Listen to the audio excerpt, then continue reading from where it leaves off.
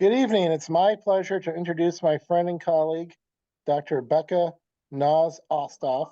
She's going to talk about neuroanesthesia and recovery this evening. Thank you very much, Dr. Nause-Osthoff, for joining us and preparing your lecture for us. Thank you so much for having me. I'm really excited to talk with everyone about this. The two topics are a little bit different from one another, so we'll kind of split it up into two major sections, and this is going to be case-based. So I'm going to ask that everyone help participate and move the topics along through the chat. And we're going to start by practicing our chat right now. If everyone wants to type into the chat what, where you're coming from, where you're joining from, and maybe what the weather is like, just to get us warmed up.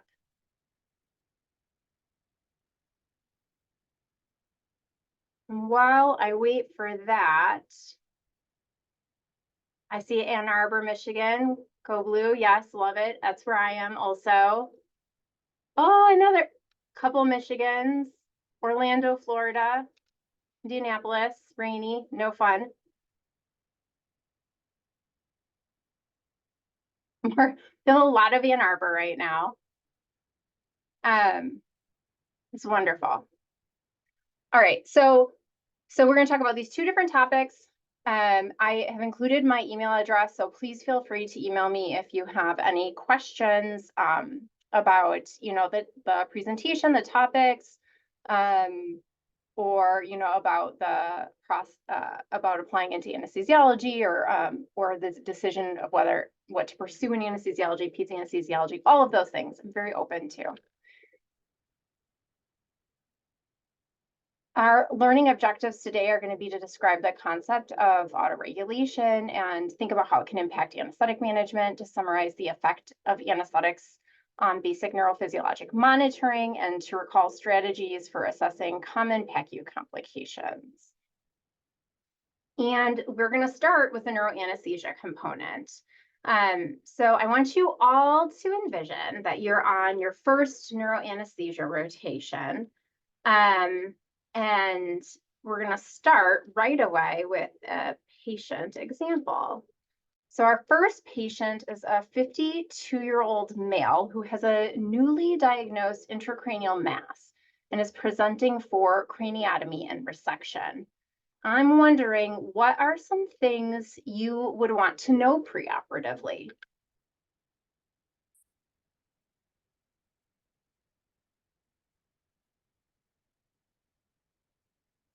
You can go ahead and type that into the chat.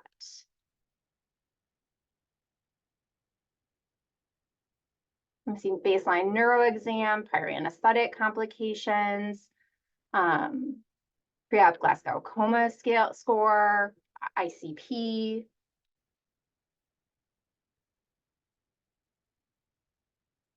Medications, and those are really great thoughts. So these are some of the things that I was thinking about as I was making this presentation and reflecting on, taking care of these patients. So what symptoms led to the discovery of the mass? What are the current symptoms? Because those might be different. What therapies has the patient had for the mass? Did they have neoadjuvant chemotherapy and radiation? Are they on other medications? Is this very newly diagnosed? What's their past medical history, their past anesthetic history? Of course, we always want to know that. Their medications, their allergies. Baseline neuro exam, I saw that in the chat, and that's going to be really important. Our physical exam is, always has important elements, and we don't necessarily always spend a lot of time on the neuro exam, but it's going to be really valuable here, particularly when you're assessing this patient post-operatively and assessing for any changes, as well as neuroimaging. And I see a comment in the chat about mass effect shift and a previous comment about ICP elevation. And those are things you may be able to kind of discern from the neuroimaging. So those are great thoughts. All right, so let's imagine that we started our questioning. We started with past medical history, And we find out that our patient has chronic, not well-controlled hypertension. When you look back at their various medical visits, the blood pressure is always elevated, but it seems like it's maybe consistently attributed to like white coat syndrome, and nobody's treating it. Does anyone have any sense of how that chronic hypertension might impact our anesthetic plan? Yes, I see class. We want to know more. Like, is he on any antihypertensives? Do we need to stop those prophylactically ahead of the anesthetic? It's a great consideration.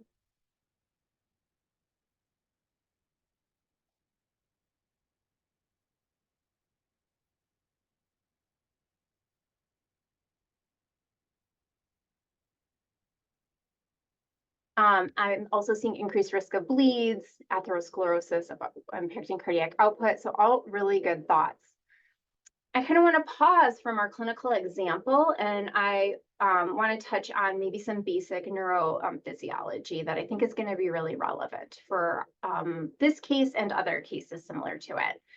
So our cerebral blood flow is around 12 to 15% of the total cardiac output, despite the brain only being around 2% of the body weight. And that's because, as we know, the brain is such a metabolically active, vital organ that's unable to store energy. And so for this reason, the regulation of cerebral blood flow, which is going to deliver the oxygen and other important energy substrates, is really important. There are multiple mediators that regulate cerebral blood flow. So first would be myogenic tone, and that occurs when you have transmural pressure changes that lead to activation of mechanically sensitive ion channels and proteins in the vessel wall, which trigger various downstream cascades and ultimately increase in the actin-myosin interaction and cell muscle contraction and vasoconstrictions. So you get this response where you have increased transmural, where you have cell blood vessel contraction in response to increased pressure. And then conversely, you will see myogenic tone relaxation in response to decreased pressure. Another way that cerebral blood flow is regulated is through a neurogenic response. And that involves the control of small and medium-sized vessel diameters through the secretion of neurotransmitters with vasoactive properties by neurons and other cell types like astrocytes and microglia. And so, for example, acetylcholine and nitric oxide vasodilate, whereas serotonin and neuropeptide Y vasoconstrict. Metabolic mechanisms are also important in terms of regulation of cerebral blood flow. Those mostly impact smaller vessels that are responsive to changes in the local environment. So most notably, for example, carbon dioxide alters the response such that for every 1 millimeter increase in PaCO2, you're going to see around a 4% increase in cerebral blood flow. And there are other local environmental changes that can also impact cerebral blood flow. Those tend to require really severe aberrations. So severe hypoxemia can increase cerebral blood flow, and severe hypoglycemia can also increase cerebral blood flow. And then finally, cerebral blood flow can be regulated through endothelial mechanisms. Endothelial tissue secretes a lot of different substrates that can vasodilate, like nitric oxide, or vasoconstrict, like thromboxane A2 and endothelin 1. And cerebral autoregulation basically is just describing this mechanism in which the cerebral vasculature is attempting to maintain homeostasis of cerebral blood flow despite changes in arterial blood pressure through alteration of cerebrovascular resistance. And those are those mediators we just talked about. And these mediators help ensure this constant cerebral blood flow across a wide range of blood pressures. So you can see, in this graphic that there's a huge range of blood pressures with a really constant cerebral perfusion, and that's because of this autoregulation. And below that level, you can have ischemia, and above that level, you can have vasogenic edema. And so the really extremes of blood pressure we want to avoid for a lot of reasons, but like specifically for this reason in this instance. Cerebral autoregulation, though, can be impaired in certain instances, like in traumatic brain injury, cerebral tumors, and preeclampsia. And in these instances, it's really important to carefully control cerebral perfusion pressure, because changes in cerebral perfusion pressure can lead directly to changes in cerebral blood flow, which can lead to those inadequate or excessive perfusion of the brain that can be dangerous.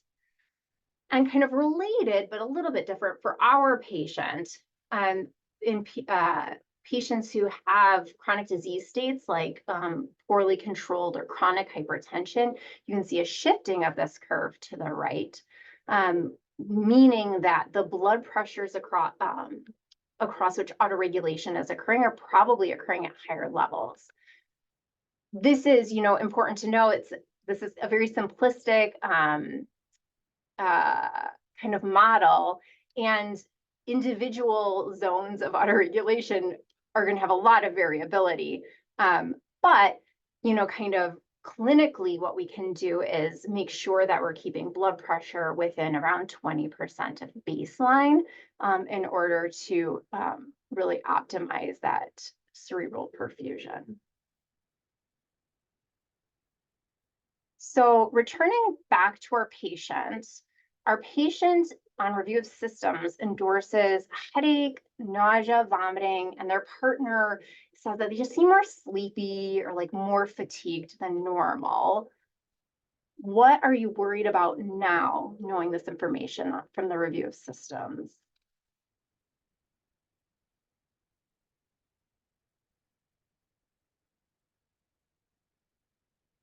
Yep, I'm seeing exactly, the things that I'm worrying about: increased ICP, mass effect, a concern about if the patient needs any acute intervention right now.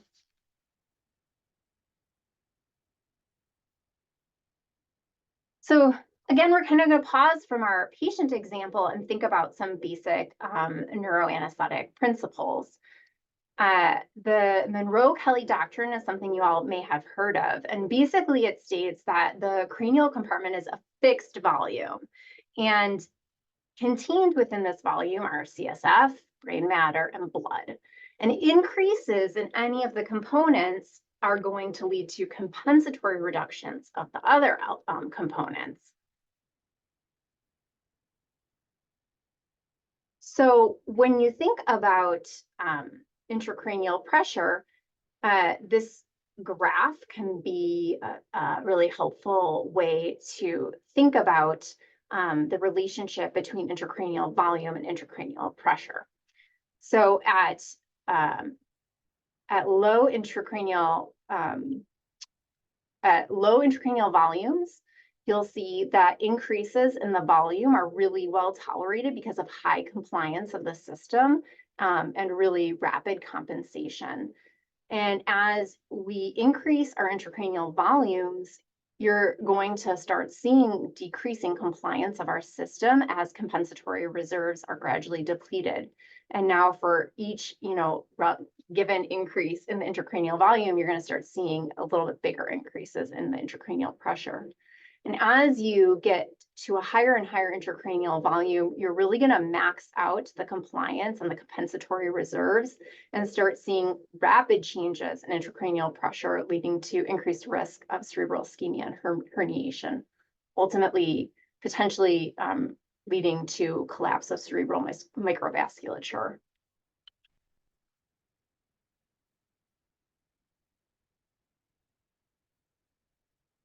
So if you recall, what we really care about is oxygen delivery to the brain, delivery of those other energy substrates. And so we care about cerebral blood flow. We can't directly monitor or measure cerebral blood flow, but if we assume that autoregulation is intact, we know that it's dependent on cerebral perfusion pressure, or CPP, and it's inversely proportional to cerebrovascular resistance. And since we can't monitor cerebral blood flow, we've adopted CPP as a surrogate for cerebral blood flow. And we can conceptualize cerebral perfusion pressures, or CPP, as the pressure gradient between the supplying arteries, or the MAP, and the cerebral venous system, ICP, or CVP, whichever is greater. In our in our current approach, where we use CPP as a surrogate for cerebral blood flow, it's important to realize that we are not accounting for, loss of autoregulation or changes in cerebral vascular resistance. But nonetheless, functionally in the OR, CPP goals are what we're commonly communicating across the different disciplines. With a normal CPP of being around 60 to 80 millimeters mercury. And in a patient such as ours, this elevated ICP is going to lead to a reduction in cerebral perfusion pressure and then likely a reduction in cerebral blood flow, particularly if we're unable to compensate with an increased MAP, which is why identification and treatment of elevated ICP is so important in neuroanesthesia. So given the very real risk of an intracranial hypertensive emergency or very severely elevated ICP, intracranial pressure, that can be associated with our neurosurgical patients and procedures, it's really important for us to have a plan for how we're going to treat elevated ICP quickly in general. And so when we think about those components that are within that really fixed volume of our skull, the CSF, the brain matter, and the blood, we know that if one of those is increased, the other things have to decrease. And that's going to be similarly, the Monro-Kellie doctrine, And so that's going to be similarly guide our treatment algorithm. So one option we have would be to decrease cerebral blood volume. We can do that by decreasing our cerebral blood flow by using IV anesthetics because they have a lower cerebral blood flow compared to volatile anesthetics. We can decrease our cerebral metabolic rate of oxygen. We can hyperventilate the patient, leading to those local CO2 changes, which can impact our cerebral blood flow. We can avoid cerebral vasodilators and avoid extreme hypertension. The other way that we can decrease our cerebral blood volume is to increase our venous outflow. So we can do that most easily by elevating the head of the bed, although we want to 45 degrees is probably like our goal for that. We want to avoid constriction at the neck, and we want to avoid excessive PEEP. We can also think about ways that we decrease our CSF. Most commonly in the OR, that's going to be through just taking off CSF from like an external ventricular drain or lumbar drain, a ventriculostomy or lumbar drain. You can decrease the CSF a little bit with that head elevation as well, and then more chronically with acetazolamide. That could be indicated. We can also think about ways we can decrease cerebral edema. Most notably, that's with osmotic therapy. So things like mannitol or hypertonic saline, which are kind of like foundational treatments for acute management of intracranial hypertension. We can think about administering loop diuretics such as furosemide. We want to make sure we're preventing ischemia because that can lead to secondary edema, which can potentiate ischemia and more secondary edema. And we want to try to avoid that negative feedback cycle. We can also administer decadron or dexamethasone. Lastly, when we think kind of conventionally about the components that are contained within the brain, if we can't do much with the CSF, or we've maxed out our CSF, we've maxed out our compensation in terms of the blood, the last thing is to resect that space occupying lesion. And that could be this mass like we have in our patient, or maybe it's a hematoma. But whatever is the space occupying lesion, removing that will be helpful. And, if we're still in extremis, despite those interventions, the last option you have would be a decompressive craniectomy. So we talked about that Monro-Kellie hypothesis. We talked about how it's the fixed volume. And so removing a bone flap and giving the brain and everything else, more space to expand while you're getting control of the situation would be an additional option. And so kind of returning back to our patient, we're worried about our patient having elevated ICP. These are some of the treatment algorithms that you can employ intraoperatively or even in a critical care setting. Are there any other things that might change in terms of like your anesthetic induction? What might be some of your goals for anesthetic induction for this patient who are worried about elevated ICP?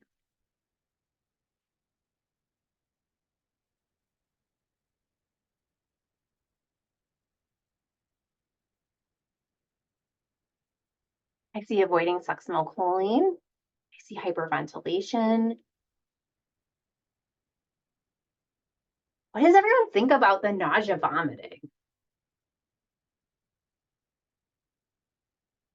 It's a really, really tricky conundrum, right? You've got on the one hand, this patient who's nauseous and vomiting and is going to have an increased risk of aspiration. But you also have a patient whose brain is like really hanging in the balance. And you often, our rapid sequence and our rapid sequence inductions are associated with greater extremes of blood pressure, which isn't necessarily ideal either, and certainly increased risk of hypoxia and hypercarbia just during that short period. So, you know, there's not necessarily a right answer, one size fits all, but I think it's just important to call attention to those tensions that we can sometimes face where we have competing goals.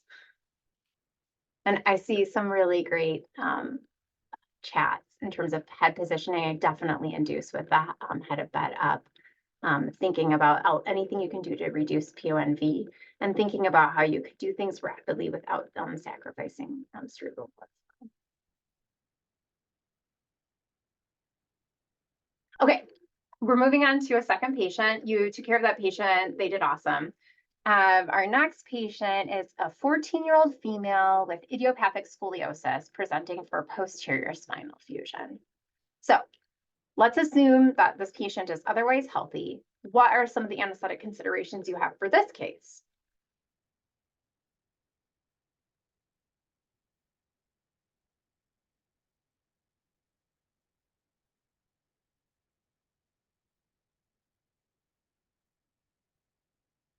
Oh my gosh, someone just read my mind. Neuromonitoring requires no gas. So this is a general approach to anesthesia for neurosurgery. And there's going to be a ton of variation depending on the patient comorbidities and the specific type of neurosurgical procedure planned. But you can see kind of under our, it's going to be induction and maintenance, but one big question that's pretty unique to neuroanesthesia is whether or not neurophysiologic monitoring is going to be used. And so for our adolescent who's presenting for a posterior spinal fusion, that's going to be one of our major anesthetic implications, need for neurophysiologic monitoring and what that means for our anesthetic plan. There are lots of different types of neurophysiologic monitoring, and going through the intricacies of this are like way beyond this talk, but there are some basic principles that I think would serve everyone really well. So big picture, intraoperative neurophysiologic monitoring helps us assess the integrity of neural structures and consciousness during surgical procedures by allowing for a continuous evaluation of the patient's nervous system during surgery. That can help surgeons receive real-time feedback during procedures that put those neural structures at risk and allow for rapid intervention if needed when things are temporary and not permanent. For the purpose of our spinal fusion patient, we're going to focus on somatosensory evoked potentials, SSEPs, and motor evoked potentials, MEPs, but there's lots of different types of neuromonitoring. You can see from our the picture that SSEPs are assessing the dorsal column and the dorsal ganglion sensory elements. And they do that by applying a stimulus at a peripheral nerve that travels up through those elements and measures the response at the somatosensory cortex. Alternatively, MEPs assess the corticospinal tract and the motor neuron elements. And they do this by administering a stimulus at the motor cortex and then measuring the response peripherally. Our anesthetic agents can have really significant impacts on neurophysiologic monitoring, and they generally produce these effects by either directly inhibiting synaptic pathways or by indirectly changing the balance of inhibitory and excitatory influences. And I include this chart for reference, but I do just want to kind of call attention to a couple of things. So when we are thinking about, so amplitude is kind of, the height of the response, and then latency is how long it takes for a response. And generally, decreased amplitude and increased latency means like an impact on those monitors. So you can see that volatile anesthetics have a negative impact on our SSEPs, but even more so on our MEPs. So for cases that require MEPs, generally avoiding volatile altogether or minimizing it, like keeping it to less than a half MAC, is important. You can also see that opioids have not much of an impact on our SSEPs and MEPs at clinically relevant doses, which is wonderful, except for that opioids don't have any amnestic properties. So opioids are an important element of anesthetic plan, generally speaking, for these cases, but aren't the sole agent. Also want to touch on propofol, which has not much of less of an impact on SSEPs, and then certainly less of an impact on MEPs compared to volatile anesthetics. So most people tend to use propofol for cases that require neurophysiologic monitoring. And then finally, I also want to touch on neuromuscular blocking agents. Those aren't going to have any impact on our SSEPs. They're going to have a profound negative impact on our MEPs, right? They're chemical paralytics. You're not going to be able to measure anything at the muscles. So those would be contraindicated. Long-acting MEPs would be contraindicated during cases that require MEP monitoring. So at our institution, our pediatric spinal fusions tend to be a combination of propofol plus minus a little small amount of volatile, opioid infusion, and no long-acting muscle relaxation. Okay. Oh, sorry. I see a question. If I'm missing questions, by the way, please feel free to email me because the chats are coming through really quickly, which is incredibly and incredible and wonderful. But what do you use for paralytics? ROC. So the paralytic choice is probably going to depend a lot on the context, but honestly, for like our pediatric spine fusions, we tend to use a really low dose ROC, like a sub-intubating dose, to help kind of facilitate that intubation. And then we have so many procedures to do, additional IVs, arterial line. We do Duramorph spinal, so that's a preservative-free opioid spinal. And that is like our long-acting opioid for the case. And so all of those things take, and then you have to position them prone and get the neuromonitoring electrodes in. They all take a lot of time. And usually by the time the patient's flipped, the ROC has worn off. The other nice thing about ROC is that you can antagonize it very effectively with Sugammadex. And so I would say that with the advent of Sugammadex, a lot of people use rocuronium, but you could also use Sux. Okay, so we're switching gears. We are done with our neuroanesthesia rotation. Now we're on our PACU rotation. And so we're going to do a lot of different patients in a PACU. It's a very busy PACU on your rotation. In studies, the PACU complication rate has generally been found to be as high as 24%, with nausea, vomiting, upper airway support, and hypotension being the most common complications.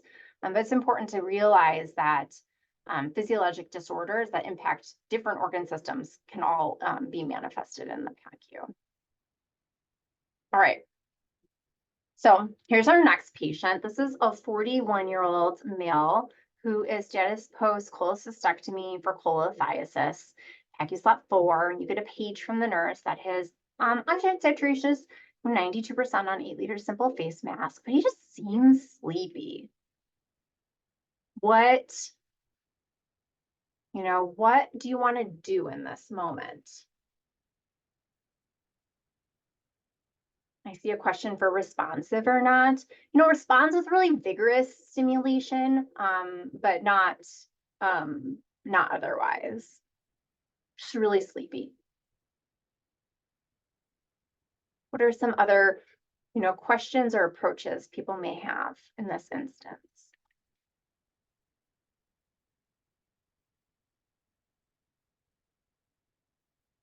So I'm seeing sleepy. Could this maybe be related to opioid, and could Narcan be useful? I see a comment about wanting to lay eyes myself and review the anesthesia during the case and a neuro exam.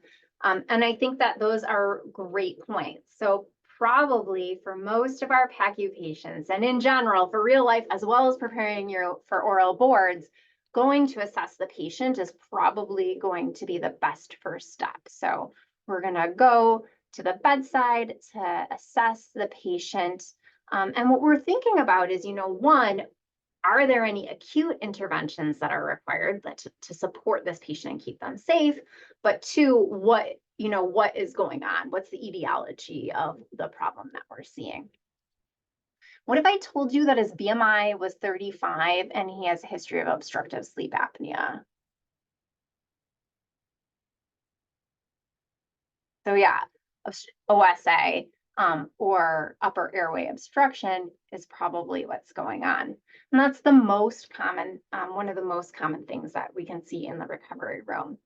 The differential diagnosis for airway obstruction is, loss of pharyngeal tone. That's usually from residual anesthetics or like opioids, residual neuromuscular blockade, laryngospasm, airway edema, hematoma, or obstructive sleep apnea. And so when we go see this patient, I think it's probably going to be fairly obvious what's going on, which is why it's so important to go and assess our patients in the recovery room. And we can see that for a normal airway, there's really nice airflow that's going to allow oxygenation, but also effective ventilation. And as the airway narrows, that airflow is going to become more turbulent. And you can usually kind of overcome some of the oxygenation issues with high flows.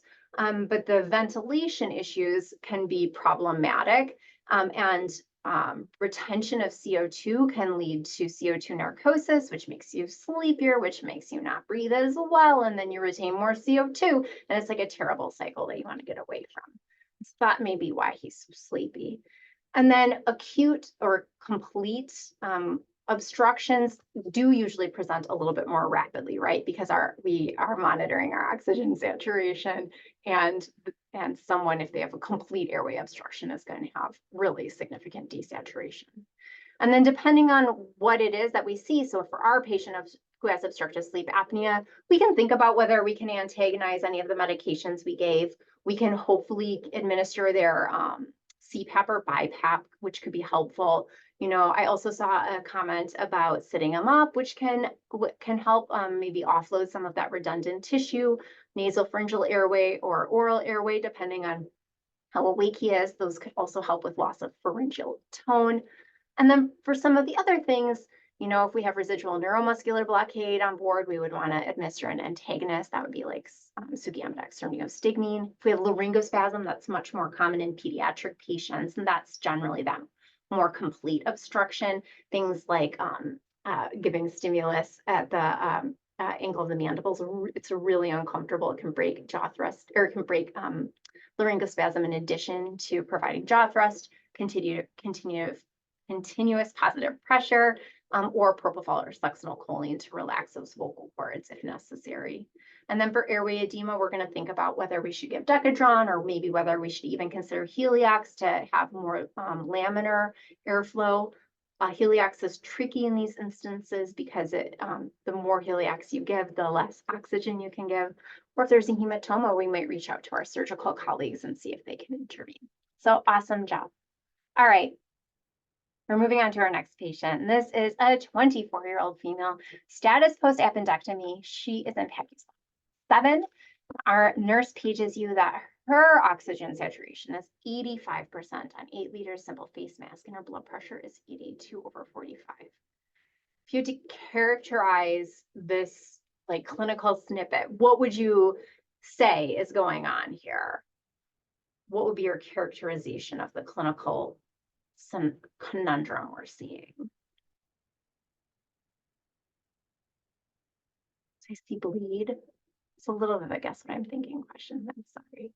Maybe delayed emergence. What does everyone think about the oxygen saturation of 85% on 8 liters simple face mask? Yeah, it's super low. I would say, so I would call this hypoxemia, right? And hypoxemia is another common complication we can see in the, in the OR everywhere, but also in the recovery room. So what would be your differential diagnosis for hypoxemia in the PACU?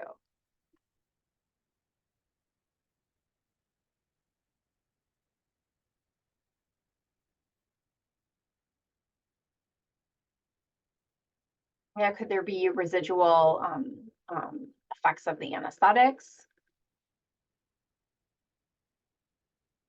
Embolism?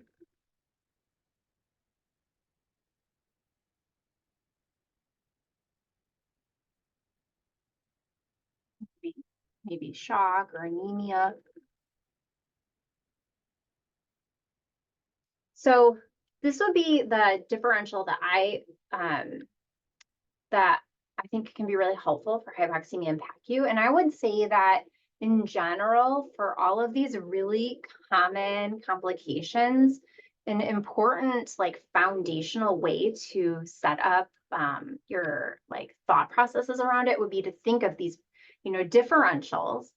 Because I think it will really help you in assessing patients in real life, which is what we really care about, right? Is delivering excellent care to our real life patients. Helps you make sure that you're thinking through everything and not just immediately focusing in on one thing. And also these frameworks are really useful for the oral boards and just for communicating in general with your colleagues. So I've broken up the differential diagnosis for hypoxemia and PACU as the like a VQ mismatch, and that could be from atelectasis, pulmonary edema, aspiration, pneumothorax, or PE. Could be from alveolar hypoventilation, residual effects of anesthetics, from a venous admixture, from decreased cardiac output or CHF, diffusion hypoxia from nitrous oxide, increased oxygen consumption like from shivering, or decreased oxygen delivery like an empty oxygen tank or an unrecognized disconnect. And I'll tell you that equipment failures are important things to include in your differential for sure in anesthesia. So we recall she's like an early 20s patient. She had an appendectomy. What if I told you that she was on OCPs and a smoker? What would you think would be the most likely diagnosis?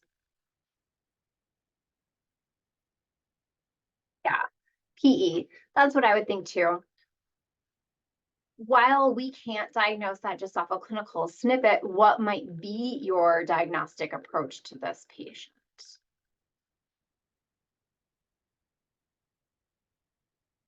Yeah, D-dimer, CT. Important to realize, so she's at blood pressure of like 80s. To me, that's worrying that she is maybe, right on the cusp of being unstable. So we may consider whether or not she's stable for traveling for those modalities. We could think about using some of our POCUS exam skills and looking at TTE and or surrogates, like looking for getting ultrasound to look at DVT. And ultimately, we are going to reach out to our surgical colleagues, think about the right place for her to be post-operatively, think about if we can do anticoagulation or thrombectomy. And I see if she does already have an art line, that could be, if she doesn't already have an art line, that could be helpful, which, yeah, I think at the very least an EBG to assess truly what's going on with the PaO2 is probably an important step in assessing, significant hypoxemia. And I think probably this patient, an arterial line would be useful. All right. So we're moving on to our next patient in our very busy PACU. And this is patient number 5. This is a 72-year-old female with bowel perforation who status post-exploratory laparotomy and bowel resection. And this patient's nurse pages you that her heart rate is 120 and her blood pressure is 79/45. So what do we think? What is the clinical situation that we are encountering. Seeing an incredible differential diagnosis already developing. And everyone, I think, is kind of keyed in on that hemodynamic instability, and particularly the hypotension and the tachycardia. And so I'm seeing some great ideas in terms of both the differential diagnosis as well as how we might start evaluating this. So again, I love these big frameworks because I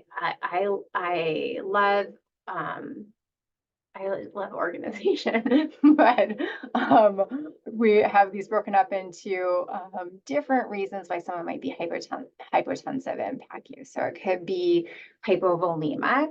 That could be from volume depletion, persistent fluid losses, ongoing third spacing, a bowel prep, GI losses, surgical bleeding, increased capillary permeability.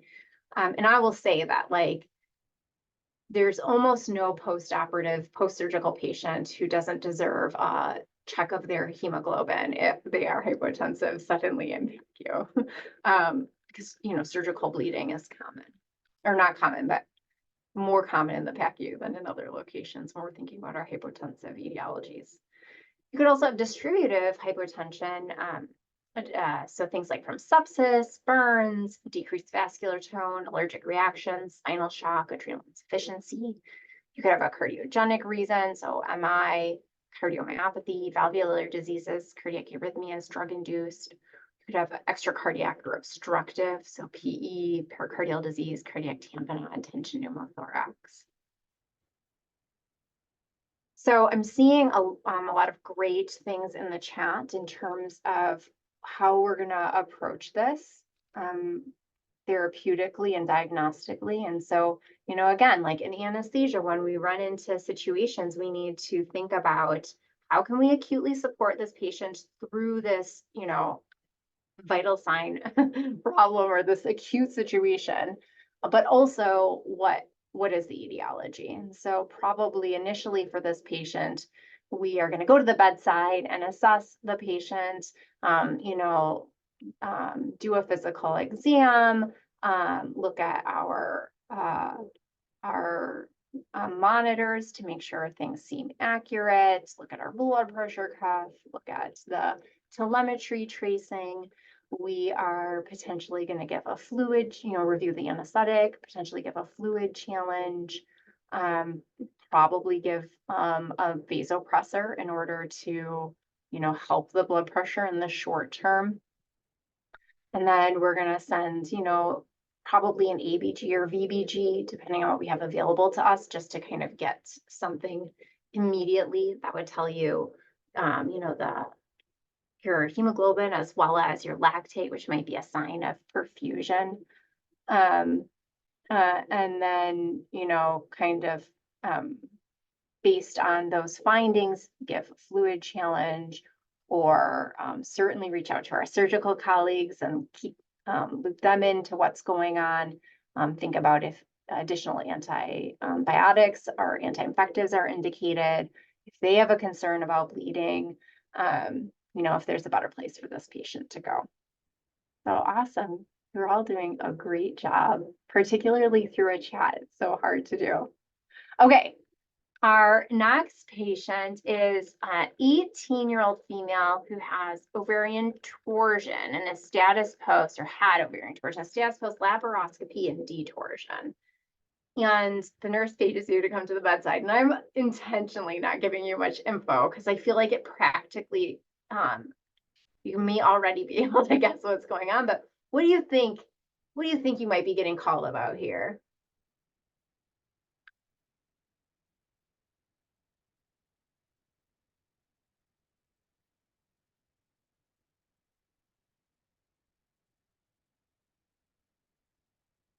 Yeah, it could be hypotension, could be hypoxemia, pain, PONV, pain. This is when you get to the bedside, the patient is, you know, doesn't look great, feeling very nauseous, has vomited 3 times already. And so this is our PONV, our post-op nausea vomiting patients, which is probably one of the most common complications you're going to see in PACU.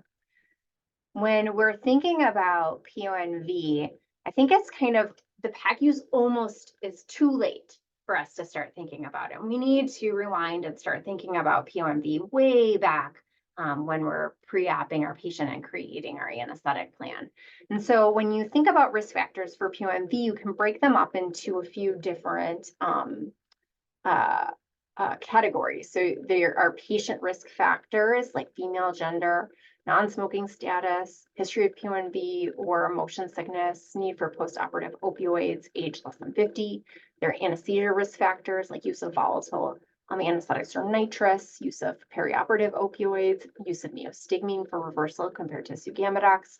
And there are surgical risk factors like length of surgery, so longer being higher risk, and then specific surgeries like cholecystectomies, laparoscopies, and gynecologic surgeries. So our patient has a lot of risk factors for PONV.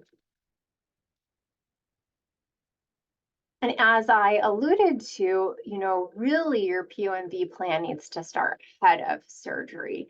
And so I included our pediatric PONV algorithm just because I love the way that for the University of Michigan, just because I love the way it was broken up in terms of the approach. So first, we want to assess our risk factors. Next, we want to stratify our risk to guide our prophylaxis based upon the risk factors. And then finally, bringing us back to our PACU patients, we want to be aware of rescue treatments we have available. There's a lot of different rescue treatments available, and there's going to be reasons why you might choose one or the other in different patients. But I think some of the guiding principles would be to make sure you're using an antiemetic that's different, a different class than what you use to prophylax.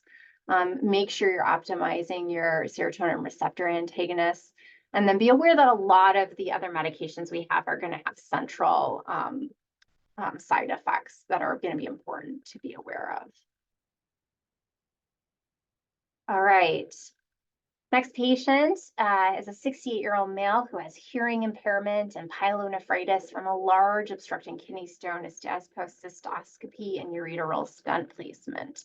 And the nurse pages you to come to the bedside because he's trying to leave and he keeps trying to pull out his IV and take off his nasal cannula and take off his stat probe. What do you think? What do you think might be going on here? Delirium, incredible. That was so fast.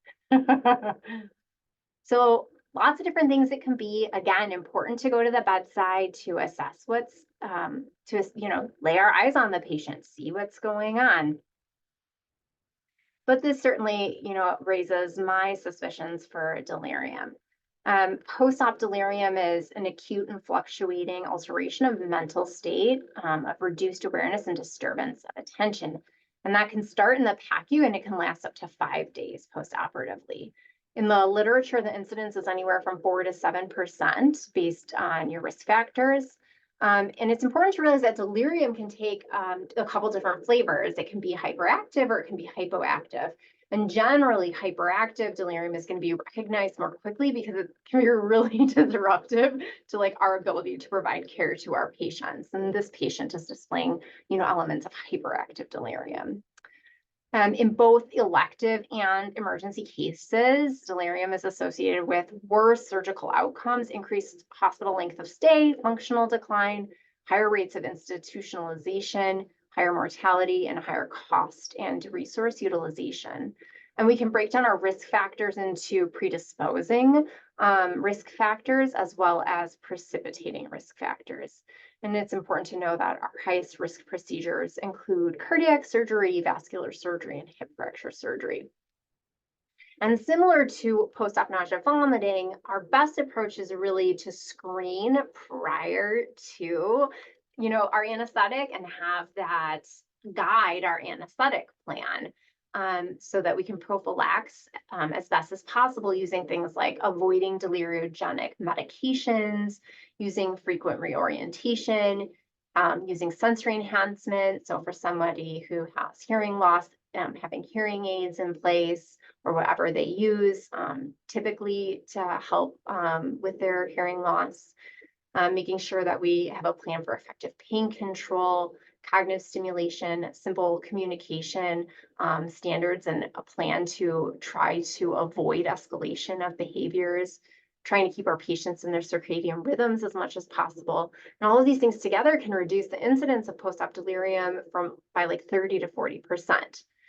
And if our prophylaxis isn't effective, then we're back, similar to the PONV, we may be seeing delirium in the recovery room. The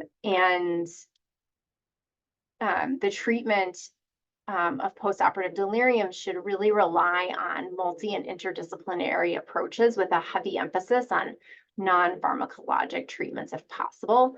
Though if you were going to have to give a medication, antipsychotics are the pharmacologic class that are probably most effective.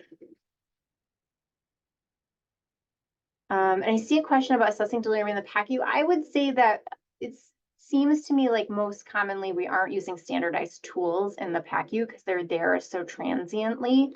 But I'm not sure if it's been validated specifically for the PACU or not. It's a good question. I don't know, actually. All right. So that was our delirious patient. And also important to know that this is different. Like when we talk about emergence delirium in pediatric patients, it's a different, more acute, generally more transient entity than like a post-operative delirium. And the emergence delirium in pediatrics is usually more agitation. Okay, we are going full circle back to our first patient. So he, remember, was a 52-year-old male who had a newly diagnosed intracranial mass, who underwent a craniotomy and resection. And the nurse pages you to the bedside because he's been here for like, I don't know, well over an hour. And he's still really sleepy. So what do you all think might be going on here? Like the CNS injury or infarction. Certainly that could be something that's happening. What do we call people who are not waking up for a very long time after our anesthetic? Has anyone heard that phrase, delayed emergence? Yep. So generally speaking, this is a patient who's experiencing delayed emergence. And there are a few different ways that people think about delayed emergence. I love this way. This was taught to me by by the chair at our department when I was a resident, Dr. Kevin Tremper, and I love it and I use it like to this day, 15 years later. And it really, and you'll see this theme of me really loving like organizational frameworks for thinking about our, approaching a problem. So when I think about delayed emergence, I think about physiologic reasons, pharmacologic reasons, or pathologic reasons why our patient might be having delayed emergence. So physiologic reasons, like, is our patient cold? Do they have electrolyte imbalances? In neurosurgery, the electrolyte we care a lot about is sodium, but also glucose. Are they hypoglycemic? Are they hypotensive? Pharmacologic reasons that someone might be having delayed emergence would be things like residual anesthetic drug effects, substance, either an acute substance use that's residual or withdrawal from a substance, maybe like central anticholinergic syndrome or serotonin syndrome. And I'll say that the residual anesthetic drug effects are the most common reason for delayed emergence. Or could this be something pathologic going on? So, as somebody mentioned earlier in the chat, like, could this be a stroke, an infarction? Could this be hypoxia? Could this be seizures? Could this be an elevated intracranial pressure and intracranial hypertension crisis? And so those are kind of the broad ways that I think about it. And then when I'm, assessing my patients for delayed emergence, I'm trying to rule out all of the things I can rule out. And if I'm left with nothing else, then I'm going to go a little bit more so down that pathologic um, pathway and thinking about, could this be a seizure? We certainly have seen patients who are having subclinical seizures that prevent them from emerging, but they're non-convulsive, hard to pick up. And operating the brain is definitely a risk factor for that. Or, this could be a stroke. And so maybe a CT is indicated.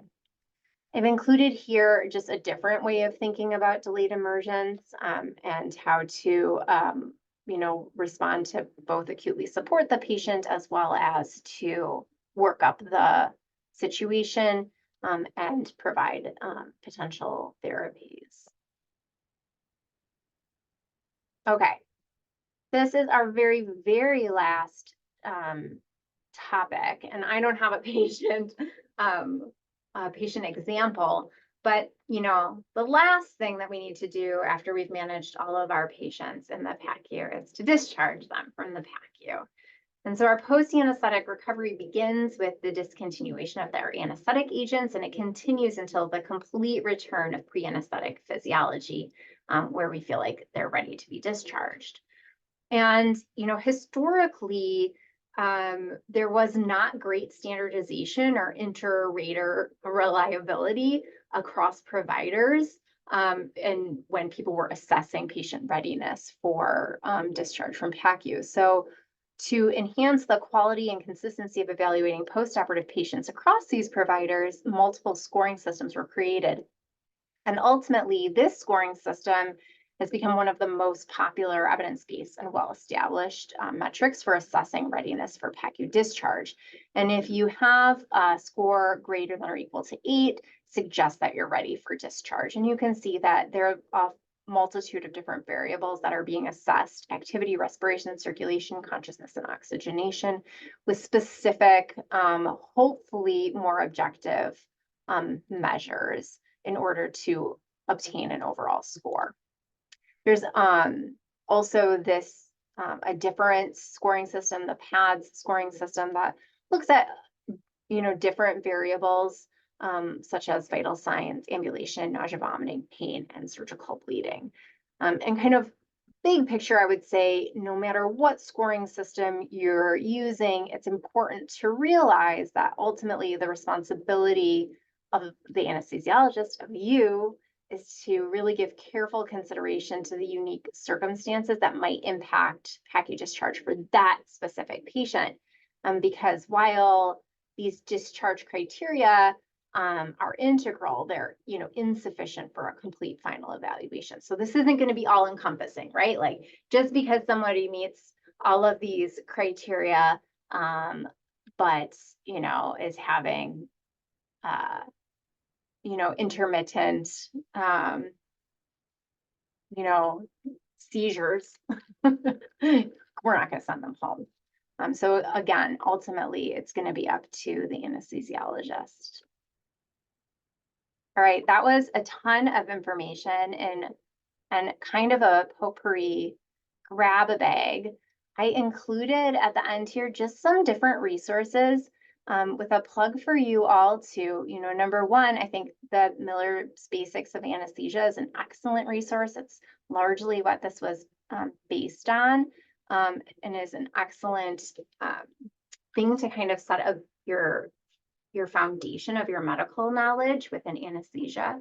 And as you go on your anesthesia rotations, I would just encourage you to, take advantage of that resource, but take advantage of a lot of other resources. Different people learn in different ways. So maybe you're not a textbook reader, maybe you're a podcast listener, maybe you like small snippets of information, maybe like deep dives of information.